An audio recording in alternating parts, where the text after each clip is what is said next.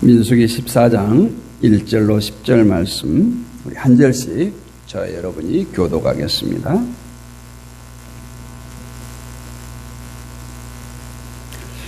온 회중이 소리를 높여 부르짖으며 백성이 밤새도록 통곡하였더라.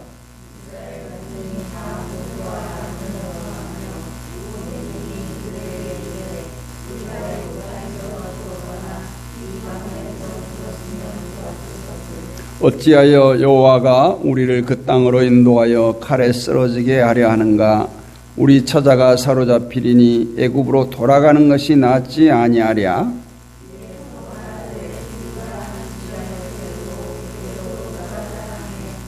모세와 아론이 이스라엘 자손의 온 회중 앞에서 엎드린지라.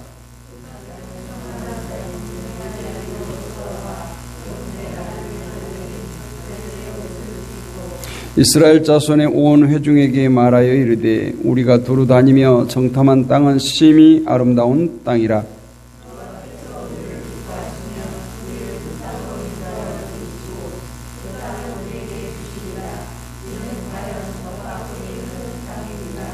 다만 여호와를 거역하지는 말라. 또 그 땅 백성을 두려워하지 말라. 그들은 우리의 먹이라. 그들의 보호자는 그들에게서 떠났고 여호와는 우리와 함께 하시느니라. 그들을 두려워하지 말라 하나.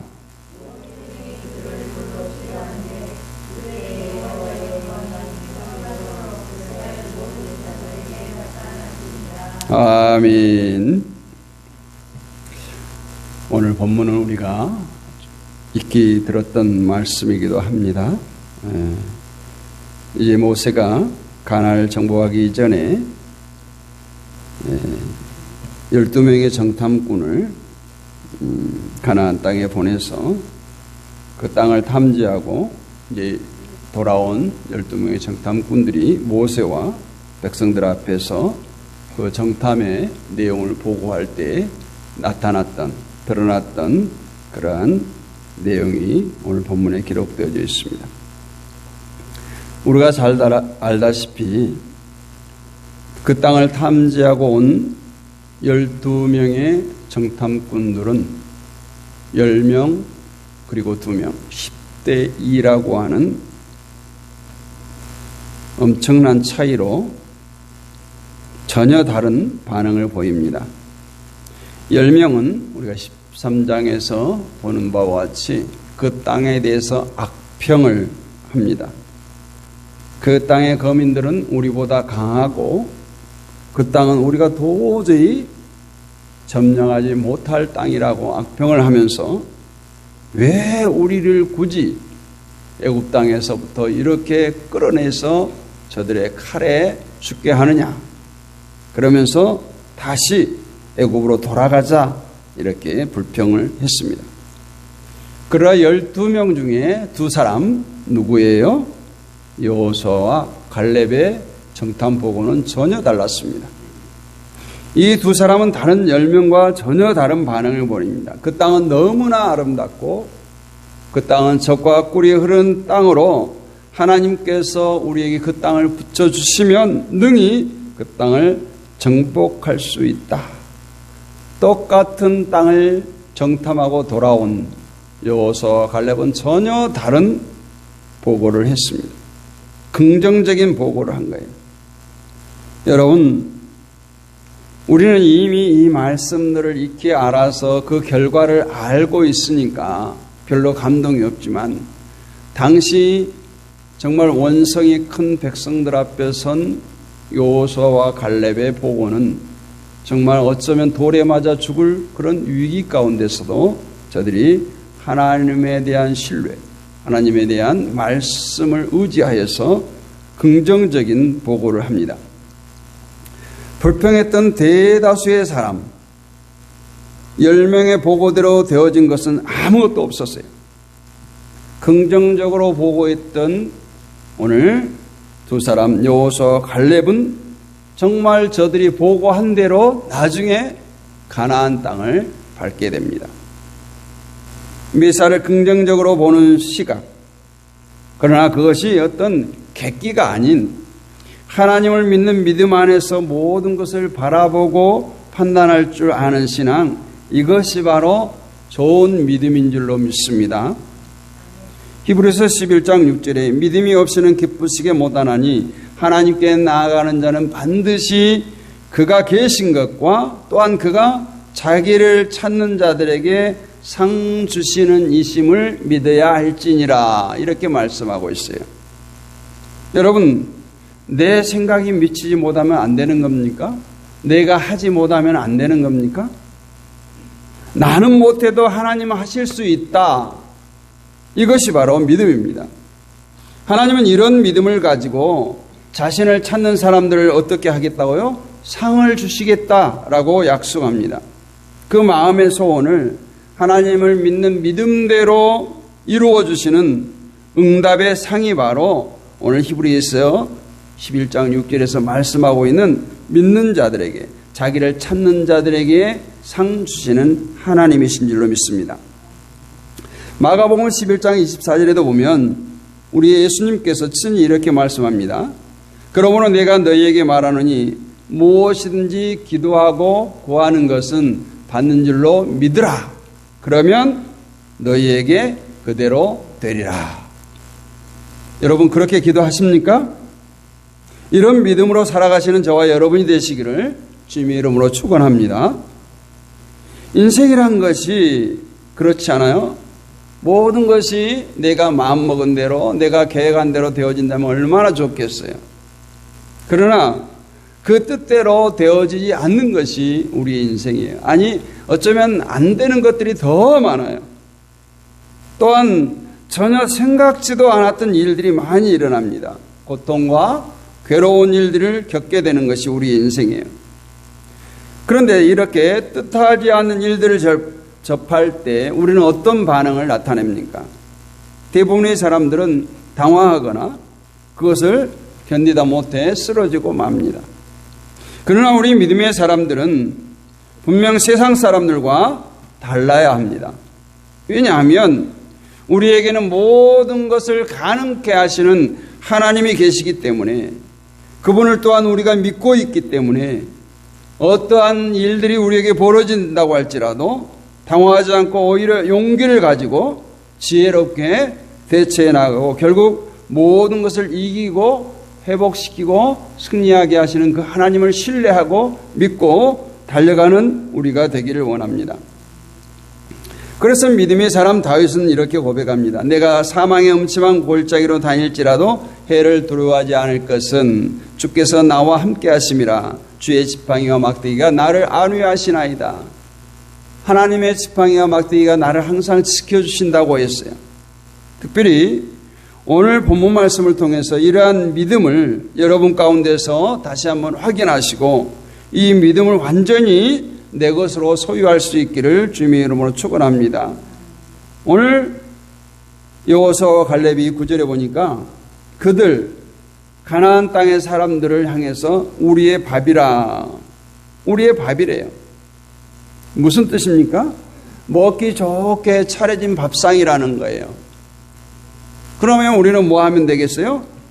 그냥 노력한 것 없이 수저 만들고 그 밥상을 먹고 즐기면 되는 거예요. 그런데 그 밥이 뭐냐?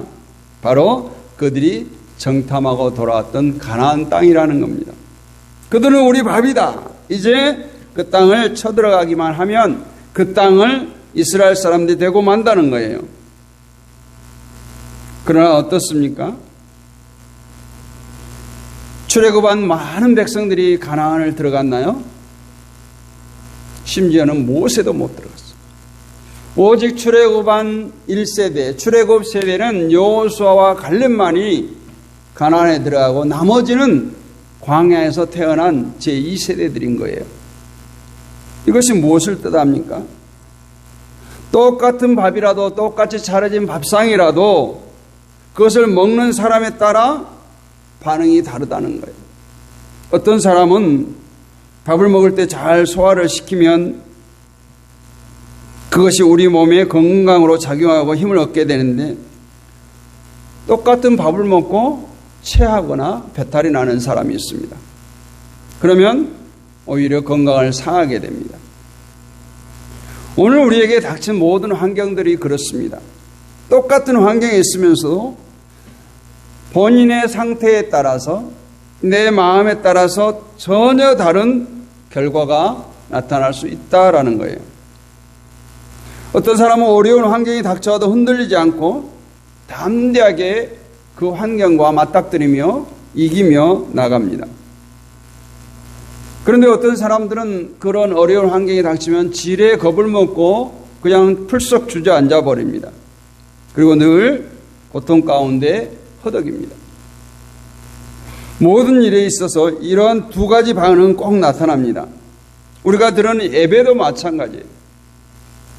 똑같은 말씀을 전하는데, 똑같이 말씀을 듣는데 어떤 사람은 감동을 받고 은혜를 받는 사람이 있는데 어떤 사람은 똑같은 말씀을 듣고도 체하는 사람이 있습니다. 괜히 상처받고 시험에 들고 은혜를 못 받는 사람들이 있어요. 왜 그럴까요? 내 건강이 좋지 않기 때문에, 내 영적인 건강이 지금 좋지 않기 때문에 그래요. 똑같이 잔치에 가서 음식을 먹었는데 꼭 탈나는 사람들이 있습니다. 물이 안 맞는다는 둥, 음식이 상한 것 같다는 둥. 그러면 그 잔치에 참석한 모든 사람들이 탈이 나야죠. 근데 몇몇 사람들이 탈이 난 거예요.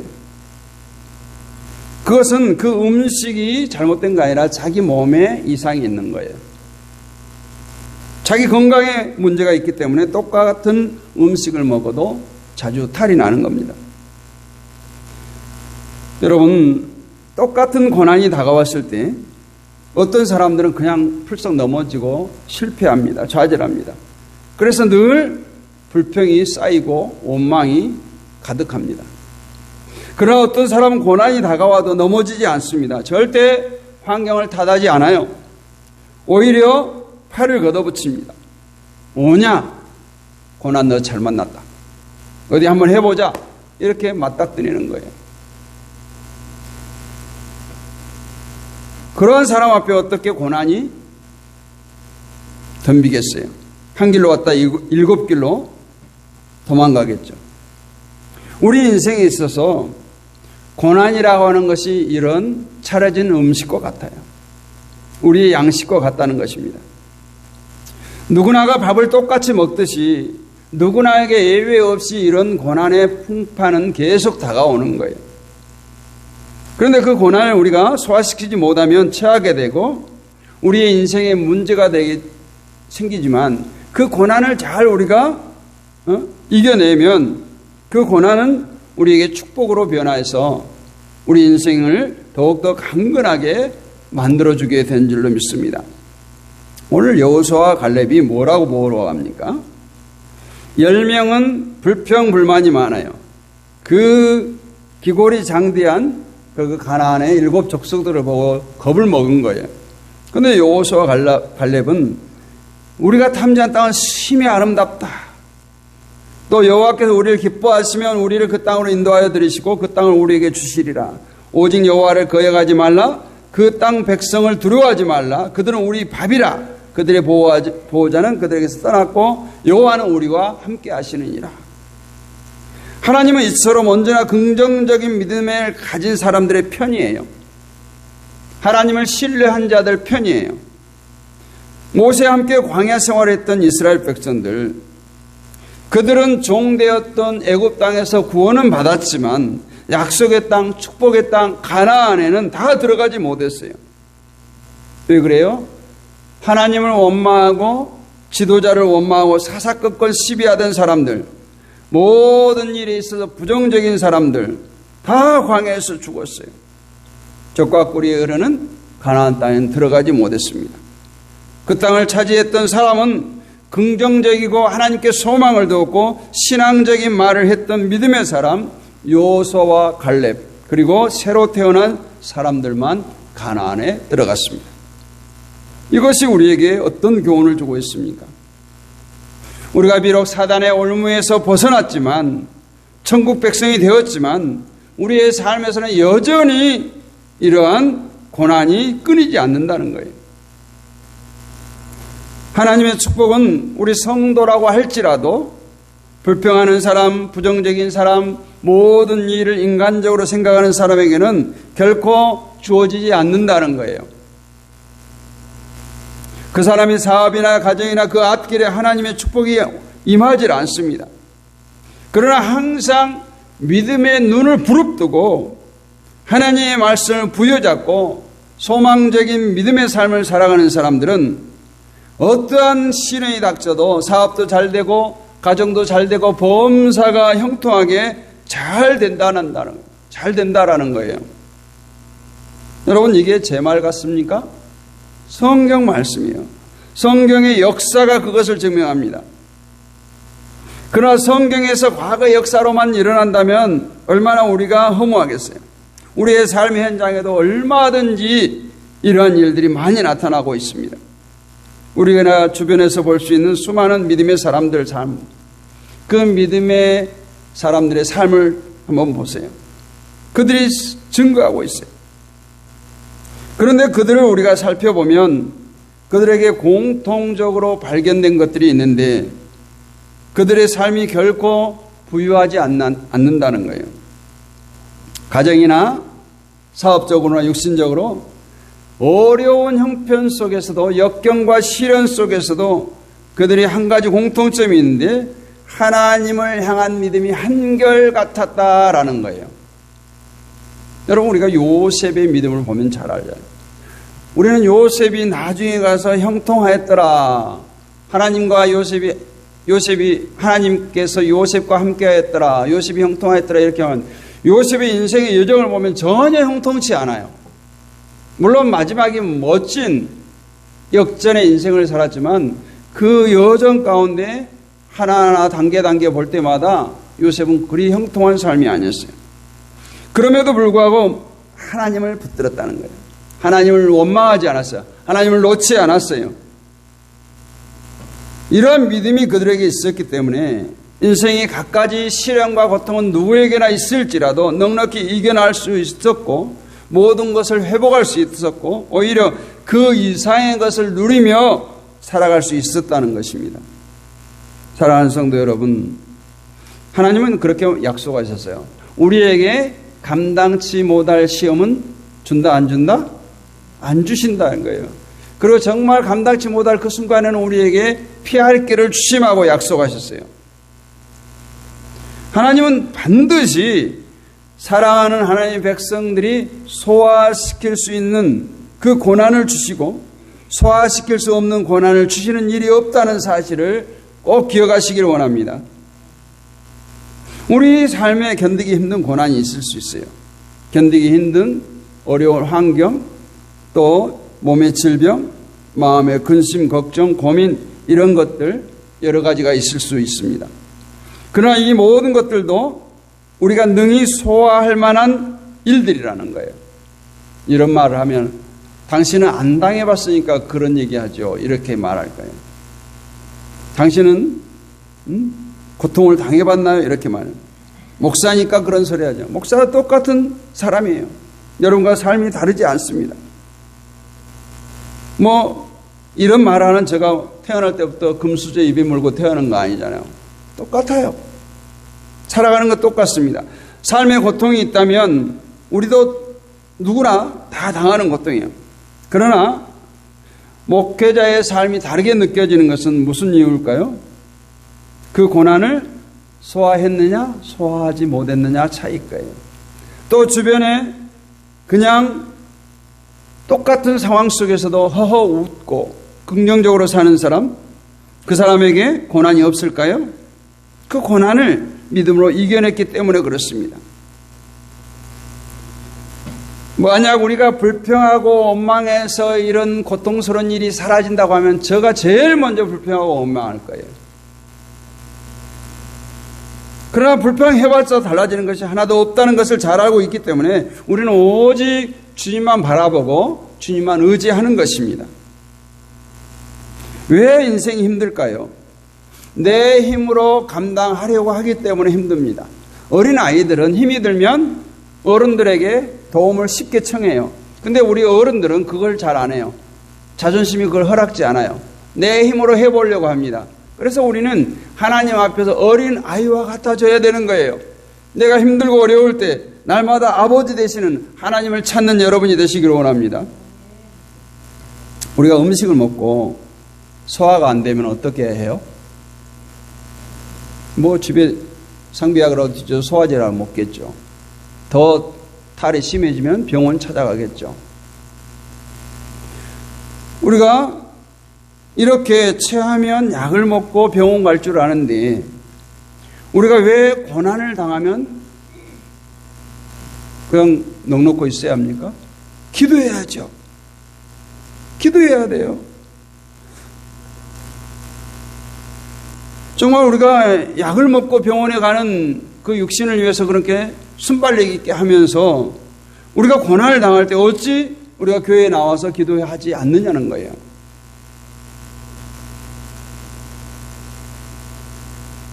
내가 신앙의 부족함입니다. 바빠서? 시간이 없어서? 아니에요. 내 믿음이 그렇게 하나님과 가깝지 않다는 거예요. 지금 여러분의 인생에 당하는 고난이 있습니까? 정말 영혼의 약국인 교회에 나와서 소화제를 얻어 먹어야 해요. 교회에 나오면 약이 있잖아요. 신약, 구약. 이보다 더 좋은 약 어디 있어요? 그 약만 잘 받아 먹어도 우리는 능히 고난을 잘 소화시킬 수 있습니다. 우리에게는 언제나 접할 수가 있는 말씀이 있어요. 목사가 설교를 잘하느냐 못하느냐는 사실 문제가 되지 않아. 이 말씀을, 이 신약 구약을 우리가 어떻게 잘 먹느냐, 어떻게 잘 소화시키느냐, 여러분이 은혜를 사모하는 마음과 하나님을 향한 믿음만 있으면 되는 거예요. 그러면 설교를 들어도 은혜가 되고 성경 말씀 한 장만 넘겨도, 한 장만 읽어도 은혜가 되는 거예요. 여러분의 믿음대로 축복을 받게 되는 줄로 믿습니다. 옛날에 군대 가면 의무대라는 게 있어요. 군대 병원 같은. 요즘에는 이제 의과대학 다니는 친구들이 많이 의무병을 이렇게 지원하고 하는데, 그때 당시는 뭐 의무병을 돌팔이라고 했어요. 물론 의무대 대장은 장교예요. 근데 보통 이제 의무병들은 그냥 구급낭 하나 메고 이렇게 다녀요. 가면은 아프다고 하면 약을 하나 줍니다. 근데 그 약이 뭐냐면 소화제예요. 그런데 그 소화제를 아무 때나 주는 거예요. 두통에도 소화제, 배가 아파도 소화제, 어디 상처나도 소화제, 먹는 약은 다 소화제예요. 근데 신통한 것이 그 약을 먹으면 나아요. 나아요. 왜? 돌팔이가 아무 약이나 조제해주면 안 되니까 소화제 준 거예요. 이를 두고 의학용어는 플라시보 효과라고 하죠. 나을 것 같은 거예요. 믿음이 가는 거예요. 그 약에 대한. 우리의 믿음이 이와 같다는 거예요. 세상 사람들은 도무지 이해할 수 없습니다. 어떻게 단순히 믿는데 평안을 누리느냐? 어떻게 단순히 믿기만 하는데 응답이 되느냐? 어떻게 단순히 믿기만 하는데 축복을 받느냐? 꼭 거짓말 같고 안 될 것 같은 마음들이지만 정작 믿음을 가지고 하나님 앞에 나와 예배하는 사람만 아는 비밀이에요. 이것이 바로 은혜 받고 축복받는다는 것. 그런데 또 어떤 사람이 이렇게 말합니다. 인생의 모든 것을 아시는 하나님께서 그냥 모든 문제를 해결해 주시면 되지, 왜 굳이 인생 가운데 고난을 주고 고통을 주느냐, 왜 굳이 기도해야 응답해 주시느냐, 이렇게 말하는 사람도 있겠죠. 그러나 바다에 태풍이 있어야 바닥에 정화가 되고 생명력이 넘치게 되는 것처럼 우리 인생에도 때로는 이러한 풍랑이 필요할 때가 있다라는 거예요. 우리를 흔들어 깨우는 거예요. 풍랑 때문에 내가 더 새로워지고 내가 더 강해지고 성숙해지고 그래서 더욱더 축복받는 삶으로 나아갈 수 있다는 것입니다. 내 앞에 어려운 역경과 시련이 닥쳐온다고 할지라도 이후로 넉넉한 믿음으로 이겨나갈 수 있는 저와 여러분이 되시기를 주님의 이름으로 축원합니다. 그러면 우리 앞에 닥친 고난과 시련, 역경들을 우리가 어떻게 이길 수 있을까요? 오늘 말씀을 보면서 두 가지 은혜를 나누고자 합니다. 첫째는 어떠한 고난 앞에서도 우리는 긍정적인 믿음을 가져야 된다. 자, 12명의 정탐꾼 중에서 10명은 부정적인 생각을 했어요. 어떤 민주주의의 어떤 법제라면 10명이 이렇다 하면 2명은 의견은 묵살되겠죠. 당연한 거 아니겠어요? 아마 그들은 스스로 보기에도 자기들은 메뚜기와 같았다고 말합니다. 우리는 능히 올라가서 그 백성을 치지 못하리라. 그들은 우리보다 강하니라. 그 성벽은 철옹성 같아서 도저히 무너뜨릴 수 없고 이길 수 없겠도다. 지레 겁먹었어요. 이 사람들이 본 것을 거짓이라고 말할 수 없어요. 근데 자신들을 애굽에서 40년 동안 이끌어오신 정말 구름기둥 불기둥으로 만나러 먹이신 그 하나님을 인식하지 못해요. 믿지 못했어요. 그러나 다른 두 사람 여호수아와 갈렙은 어떻습니까? 긍정적으로 생각했어요. 14장 8절 말씀을 보세요. 여호와께서 우리를 기뻐하시면 우리를 그 땅으로 인도하여 들으시고 그 땅을 우리에게 주시리라. 긍정적인 생각을 했어요. 긍정적인 생각은 곧 믿음의 표현이에요. 하나님이 이스라엘 백성들을 죽이려고 애굽에서 이끌어내셨겠어요? 죽이려면 그냥 애굽에서 내버려 뒀겠죠. 아니면 광야에서 죽였겠죠. 왜 가나안으로 이끄신 것입니까? 아니잖아요. 그렇다면 우리가 전혀 두려워할 필요가 없다라는 것이 여호수아와 갈렙의 생각인 거예요. 두려워 떨기보다는 담대하게 맞서면서 어떻게 하면 이 문제를 해결할 수 있을까? 하나님 앞에 무릎 꿇고 지혜를 구하는 것이 옳다라는 겁니다. 우리가 다윗과 골리앗의 싸움을 보면 잘 알잖아요. 골리앗 앞에 다윗은 게임이 안 되는 거예요. 근데 다윗이 뭐라고 말해요? 너는 칼과 창과 단창으로 내게 오거니와 나는 만군의 여호와의 이름 곧 내가 지금 모욕하는 이스라엘 군대의 하나님의 이름으로 내게 가노라. 그리고 엄청난 무기를 다윗이 소유했습니까? 물맷돌이에요. 다윗이 물맷돌을 가지고 이걸 던져서 맞아야 될 텐데 투구를 쓰고 있는데 빗나가면 어떨까? 이런 걱정했어요? 아니에요. 오직 여호와의 이름을 의지하며 전적으로 하나님만 바라보고 물맷돌을 던졌어요. 그 큰 골리앗은 다윗의 물맷돌 한 방에 쓰러지고 말았어요. 아마 다윗은 골리앗을 보면서 이렇게 생각했을지 몰라요. 덩치 한번 크네. 긍정적으로 생각한다면 뭐예요? 덩치가 작은 사람을 잘 맞춰요? 덩치가 큰 사람을 잘 맞춰요? 큰 사람은 잘 맞춰요. 표적이 큰 거예요. 긍정적으로 생각한다면 그렇다 이 말이에요. 응?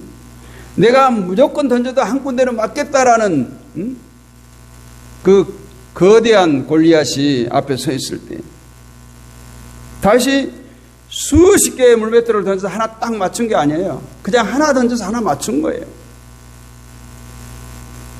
믿음의 역사는 한 방이에요. 그 한 방은 내가 하는 것이 아니라 하나님께서 하십니다. 여러분, 다윗이 돌을 던지며 염려 안 했어요. 이 돌이 맞을까 안 맞을까 걱정 근심하지 않았어요. 어쩌면 내가 헛방을 날려서 골리앗 앞에 금방 목이 메일 수도 있었지만 나와 함께 하시는 그 하나님을 믿었다는 거예요. 이 긍정적인 생각을 가졌기에 이스라엘 군대마저도 벌벌 떨었던 그 골리앗 앞에 담대히 나갈 수 있었고 쓰러뜨릴 수 있었다는 것입니다. 여러분도 이런 다윗과 같은 믿음이 있어지기를 원합니다. 긍정적인 생각과 긍정적인 믿음은 이렇게 불가능을 가능케 만들어요. 우리는 그것을 기적이라고 말합니다. 사람의 편에서 보면 기적인데 하나님의 편에서 보면 늘상 있는 일이에요.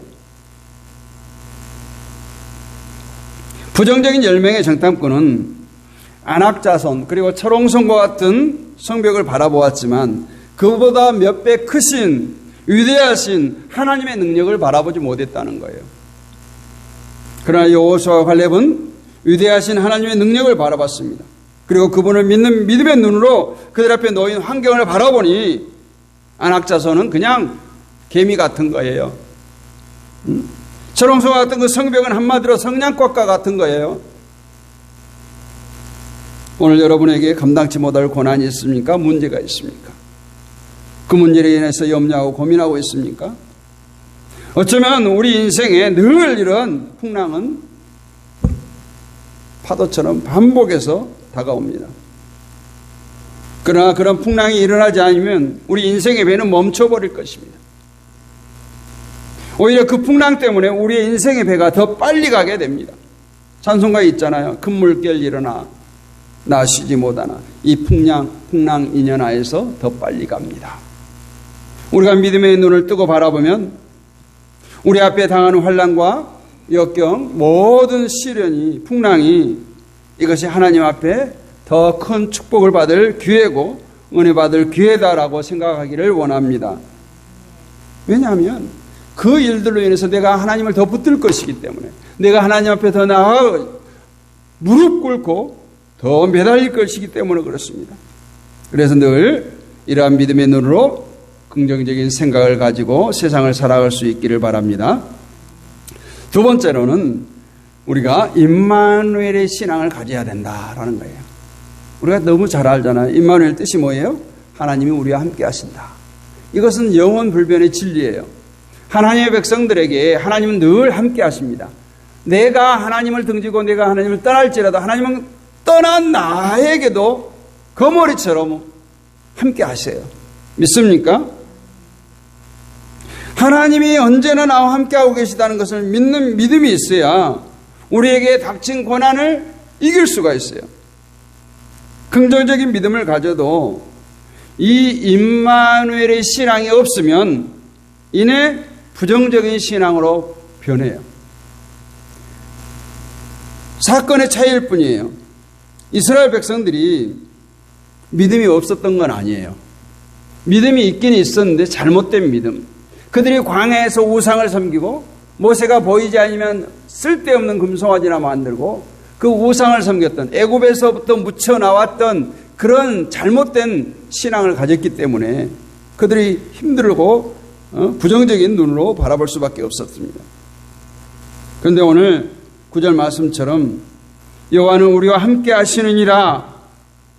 여호수아와 갈렙에게 함께 하셨던 그 하나님이 오늘 저와 여러분과 함께 하신 줄로 믿습니다.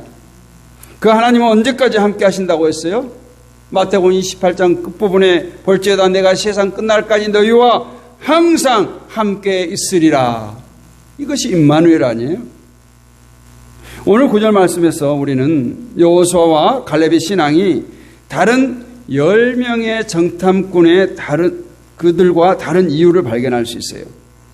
여호수아와 갈렙은 하나님께 대한 믿음이 흔들림이 없었어요. 변치 않았어요. 하나님이 늘 함께 하시는 이 믿음이 분명했습니다. 그러나 다른 10명은 달랐어요. 그들은 하나님을 신뢰하지 못했습니다. 좀 전에도 얘기했지만 믿었지만 이방인들이 우상을 숭배하는 것처럼 그렇게 믿었던 거예요. 필요에 따라서. 확실한 믿음이 아니라 그저 그들이 기대하는 일을 해결해 주는 그런 신쯤으로 여겼던 거예요. 불투명한 믿음. 이미 그들은 광야에서 우상숭배에 물들어 있었고 애굽에서 묻혀나왔던 우상숭배에 물들어 있었기 때문에 하나님을 믿었지만 그 정도밖에 믿을 수 없었던 거예요.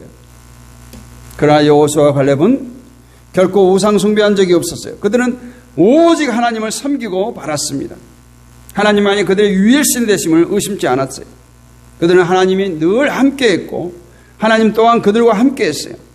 이런 임마누엘의 신앙이 있었기 때문에 그들이 가나안 아낙 족속들 또 굳건한 성벽을 바라보고 와서도 담대할 수 있었다는 거예요. 이사야 49장 15절 말씀을 보면 이런 말씀이 있습니다. 여인이 어찌 그 젖먹는 자식을 잊겠으며 자기 태어난 아들을 긍휼히 여기지 않겠느냐. 그들이 혹시 잊을지라도 나는 너를 잊지 아니할 것이라. 하나님께서 우리에게 하신 말씀이에요. 육신의 부모는 자식을 내팽개치고 있어요. 내팽개칠 수 있어요. 그냥 힘들고 어려우면 내팽개칩니다. 그러나 하나님은 잊지도 않겠다는 거예요. 버리지 않겠다는 겁니다. 우리가 믿는 하나님은 이처럼 결코 우리를 잊으신 적이 없으시고 우리를 떠나신 적이 없는 하나님이신 줄 믿으시기를 원합니다. 임마누엘 신앙이 왜 중요합니까?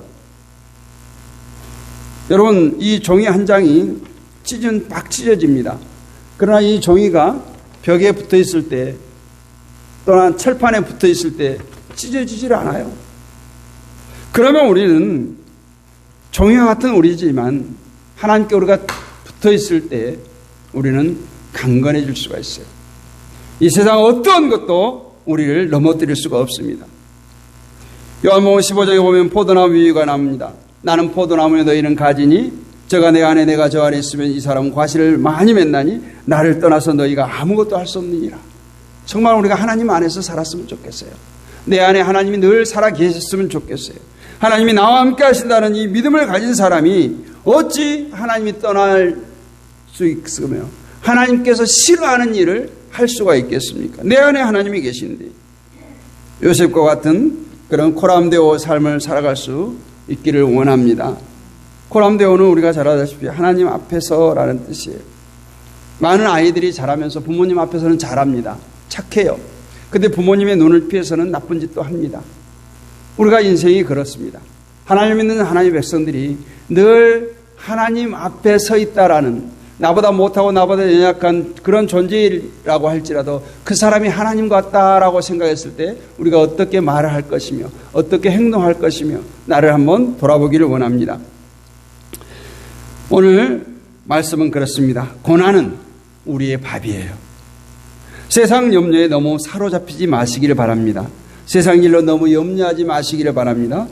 사람을 두려워하며 신앙을 포기하는 그런 어리석은 것은 마귀가 좋아하는 거예요.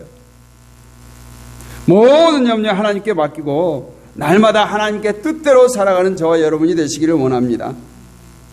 오늘 긍정적인 믿음과 담대한 신앙으로, 또한 하나님이 나와 함께 하신다고 하는 그 임마누엘 신앙으로 오늘의 고난에 지지 않고 오히려 고난을 믿음의 기회로, 축복의 기회로 승화시켜서 우리가 당한 모든 문제들을 능히 해결하실 전능하신 하나님을 의지하며 늘 승리의 꽃을 피우는 저와 여러분이 되시기를 주님의 이름으로